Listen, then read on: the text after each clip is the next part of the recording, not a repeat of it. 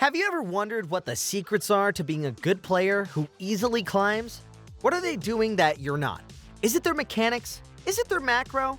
Is it their Mediterranean diet? We're sure these are the questions you've had when trying to improve. So today we're going to answer those questions by showing you the difference between good high ELO players and hard-stuck bad ones. We'll be taking a look at some of the most common issues we see in low ELO and how to instantly fix them. Before we get into it though, if you want to improve fast and get the rank you've always wanted, then go to skillcap.com. Stop wasting your time grinding thousands of games only to see no progress. With premium courses for every role and skill taught by the best players, Skillcapped is the perfect platform to help take your game to the next level. Take our wave control course. While you wait for your next game to start, you can learn freezing, fast pushing, slow pushing, bouncing waves. The list goes on, all in just a few minutes to maximize your improvement rate. If you don't significantly improve while actively using Skillcapped, then you get your money back, no questions asked. So, what are you waiting for? Get the rank you've always wanted by clicking the link in the description below. Alright, now let's get into it. One of the most consistently bad things we notice from players that make games much harder for them is their inability to let something go. Players will consistently fall terribly behind because they refuse to give up a wave, a ward, or whatever it may be to their opponents. This is especially noticeable when talking about any objective on the map. We're going to show you a terrible example of this, and then contrast it to how a good player would handle the situation. Let's watch this Rek'Sai come out of her base and head to the river where a massive brawl is happening. Don't worry, you don't have to follow anything that's going on here. All you need to know is that after all is said and done, Rek'Sai remains alive and heads over to take Dragon as her prize. As she starts it, we can all very clearly see the teleport coming in, but somehow neither the Rek'Sai nor the Jax notice. This means that our poor Void friend is pushed off the Dragon while the completely blind Jax runs into the enemy jungle. We can all relate to this poor Rek'Sai at the moment. Anyway, let's pause here and take stock of the time. It's 23 minutes and 42 seconds. It's at this moment that Rek'Sai should know that she is not getting this dragon, and that she should just recall or leave. Let's keep that time in mind as we proceed. She sticks around and takes some honey fruit while Jax dies. Then she goes over behind the wall to threaten a steal. The enemy team very clearly sees her, and plays around it. They keep threatening her off, and Rek'Sai begins to run dangerously low on health once again. Things keep going like this for a while until eventually, the enemy Ashe gets her ult back up and snipes her off the map.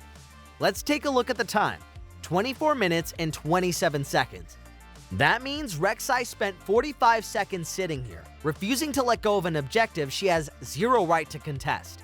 That's on top of her 45-second death timer, which means that she wasted literally a minute and a half of game time doing absolutely nothing, because bad players refuse to let objectives go. And for what? It's only the second dragon for either team. It changes nearly nothing in regards to who is going to win the game. We notice this all the time. Bad players cannot let things go. It wasn't just Rek'Sai either. The Lux was a part of it too. She's lucky to have gotten away with this unscathed, but she wasted her time just as much as Rek'Sai did. Now let's compare that to a good player and how they handled the situation. Here we have Lee Sin face-checking the river in preparation for Dragon. He instantly gets deleted by an ambush, and we can swap over to Cho'Gath's point of view. Look at him. He considers his options for like 2 seconds and realizes that Dragon is completely gone. His team has a big lead, so they might be able to contest it, but he doesn't care. He's a good player who knows when he shouldn't bother over something. So he looks for another opportunity on the map. He settles on trying to punish the Gangplank who is overextending. Eventually, after enough chasing, he manages to catch up to him and scores a return kill, despite Lee's death. Here's another Lee Sin in a similar situation. The enemy team has control over the dragon, and he sees them start it. He moves over to see if he could steal with his Q, but he misses. Notice the second he misses. He's immediately out of there without any hesitation. That's what good players do. It's not a hard skill to learn. You could implement this immediately, but it is one of the biggest differences in terms of who climbs and who is hard stuck. And it's not like you need to make some fancy cross-map play like the previous Cho'Gath did. Just don't waste your time and go farm a minion wave or some jungle camps. At the very least, just don't die for free like the Rek'Sai. That's all you have to do to be a good player. Our second big topic we want to talk about is how bad players utilize Baron so poorly and have zero coordination with their teammates. To illustrate, let's take a look at how this entire red team plays the map when they secure their first Baron of the game. Now, let's pause real quick. These 5 gold ELO players have an 8.5k gold lead over the blue team. A team with this big of a gold lead and Baron should be able to take at minimum 1 inhibitor, potentially much more. But let's take a look at how these players fail to have any basic synergy with each other. To kick things off, after securing the Baron, everyone splits up. Teemo runs towards top, Lux runs towards the spawning dragon, Fiddlesticks bases, and Caitlyn heads to secure red buff. You might think those are the uncoordinated mistakes we're going to criticize, but none of that was necessarily that bad. You don't need perfect gameplay with Baron, and they can easily make this work still. There's a lot happening, so let's pause again. Notice where all 5 players are. What can you immediately tell? Fiddlesticks and Caitlyn are pretty late, right? Again, it doesn't matter who is playing good or bad or whatever. But what should be going through these 5 players' heads is simple. Caitlyn and Fiddle should know that they need to group with their teammates, who are already pressuring ASAP. Meanwhile, the other 3 should be thinking of slowing things down until everyone is actually in position. Let's watch what happens. In just 10 seconds, every single player of this team is going to troll and make a massive error.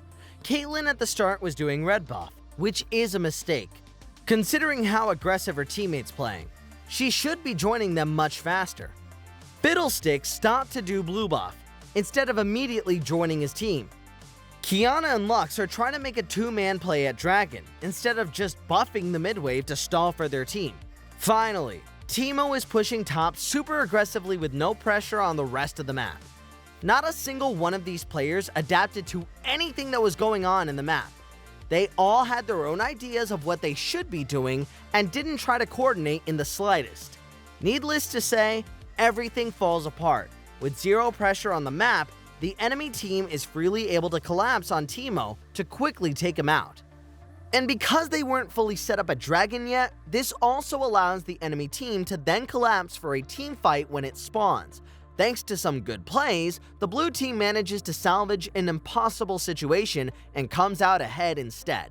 We'll come back to how these players could have easily fixed these issues, but for now, let's pivot and watch a good group of high elo players with Baron to show you how you can easily abuse basic coordination in solo queue.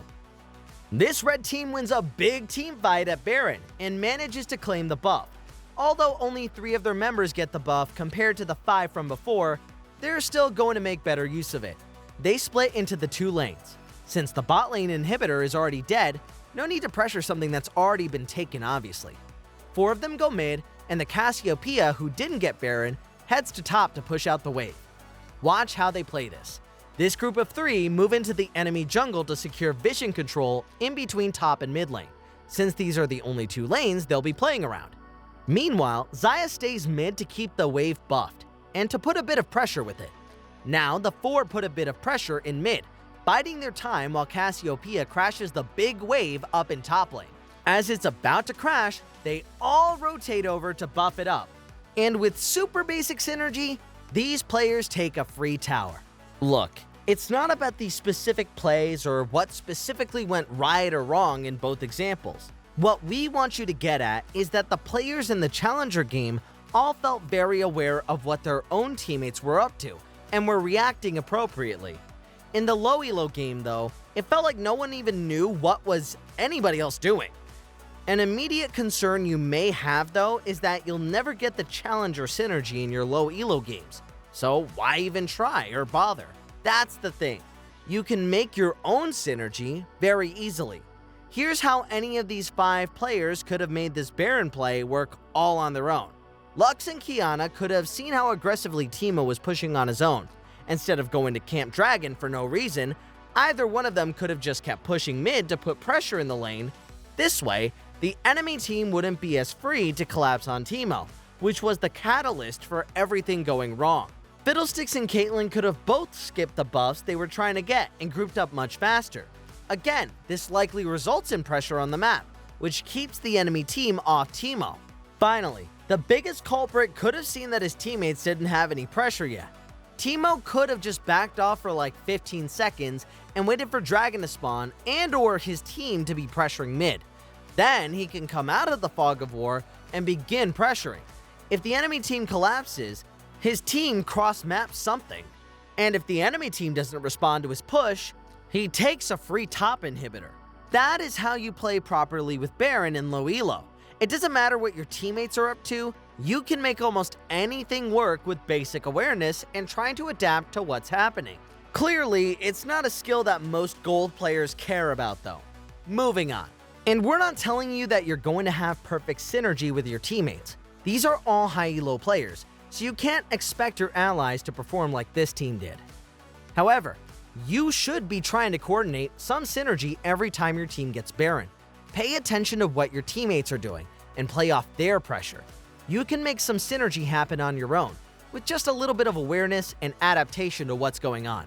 The third major issue we see from tons of players is not understanding how to properly play around turret plates. Bad players tend to lose a lot of tempo and efficiency around taking plates. So let's break down why.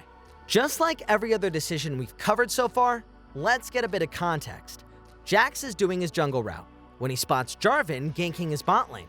There's no way Jax can respond in time, so he looks to cross map and gank top instead.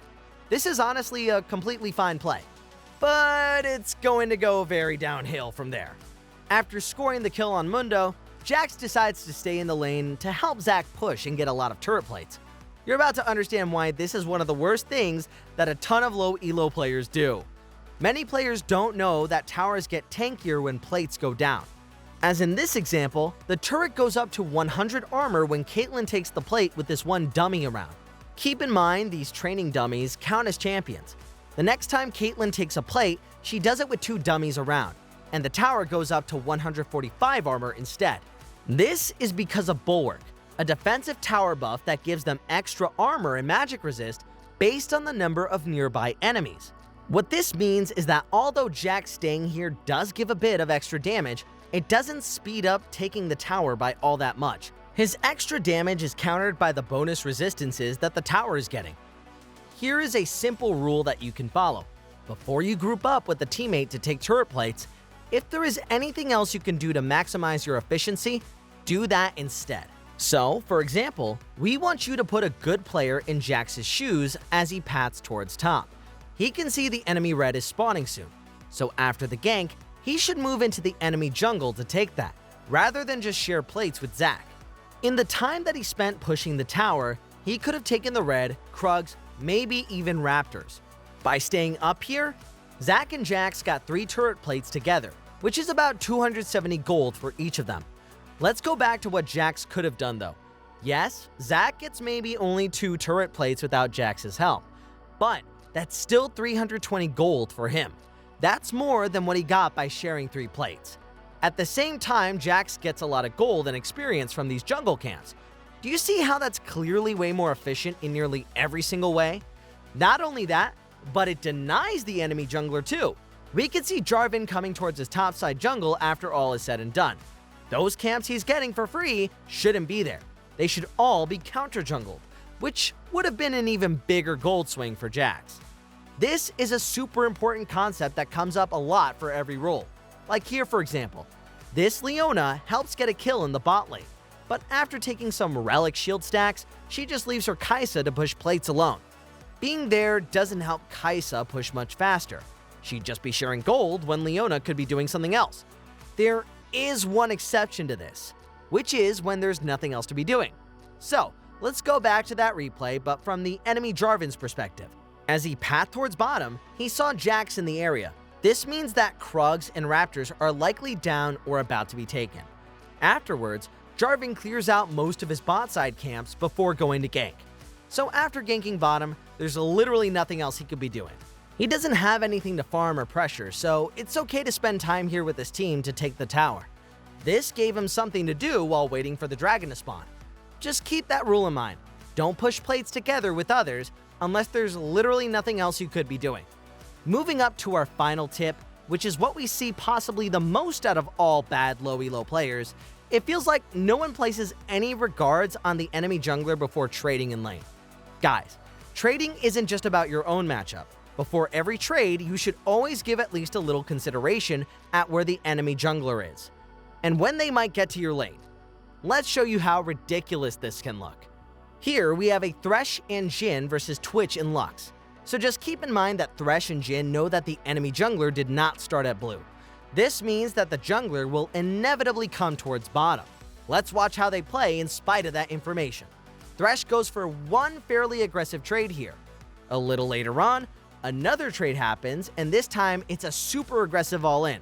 Tons of health and summoners are burned on both sides. He continues to play aggressively in the bush after that, which allows the enemy team to burn his flash and Jin's heal. And they did manage to chunk Twitch a little more before all is said and done. Let's make this clear. They are winning the 2v2 in a vacuum, if no one else on the map existed. Thresh and Jhin are playing okay. But that's not how League works. In reality, they are playing terribly in relation to the rest of the map. We'll explain why in a moment. It isn't until he's super low that Thresh finally thinks to himself, "Oh yeah, I probably should ward." By now, it's too late though. They've already been flanked and they're killed instantly because they're low and out of summoners. So again, this is super bad because as a player, you often have to trade based on how junglers are pathing. Looking back at the start of the lane, Bel'Veth is pathing away while they know Kha'Zix is probably pathing towards them. This means that you should already have certain types of strategies and trades crossed out of your list as a player, and you should only be playing for certain win conditions. So, for example, Thresh and Jhin are completely fine to go for an all-in that results in a kill. This way they can push the lane and get out before Kha'Zix is here. They're also fine to completely avoid trades, because they're playing the weak side. It's not wrong to go even when you're beginning at a disadvantage. But they did the literal worst option. They took a bunch of gradual trades that resulted in them getting low but getting no kills in return. This is bad and could not be any worse. So, enough flaming these two. Let's show you what decisions should look like when a good player is very clearly playing around the enemy jungler. After roaming mid lane and getting a kill, Jax heads back up towards top. Throughout this entire process though, Jax did not get a single glimpse of where the enemy jungler was. He's also versus a Malphite, a champion that sets up ganks really well with his ultimate. So what does he do when he's back in lane? He jumps in, slams his E, and ultimate to trade, but more importantly to damage the entire wave. This pushes Malphite off, letting Jax crash, and now he instantly dips out of the lane. He has a massive health advantage over Malphite and could play to 1v1 him, but the wave is very pushed forward. This is way too risky and not worth the reward. That was a really good play that highlights someone who is aware of when they should be playing aggressively. To show you that it wasn't just a random decision either, let's fast forward a bit to the situation that is almost exactly the same as the one we saw. As he teleports back to lane, Jax sees the enemy Wukong who is pathing away from top lane right now. Look at the lane. It's the exact same wave state, and Jax basically goes for the same trade he went for before, getting a similar health bleed. But this time, he knows that there's no Wukong in the area, so he's much more confident in playing forward and punishing his lane opponent. That is what good laning looks like. Not random trades just based on your matchup, but always thinking about where the enemy jungler is and what you should be doing based on that information. And remember, if you want to improve fast and get the rank you've always wanted, then go to skillcapped.com. Our service is completely risk-free, as you're kept safe with rank insurance. If you don't significantly improve while actively using Skillcapped, then you get your money back, no questions asked. So, what are you waiting for? Get the rank you've always wanted by clicking the link in the description below. Alright, that's a wrap on this one, guys. We here at Skillcapped want to thank you for watching, and we'll catch you on the next one.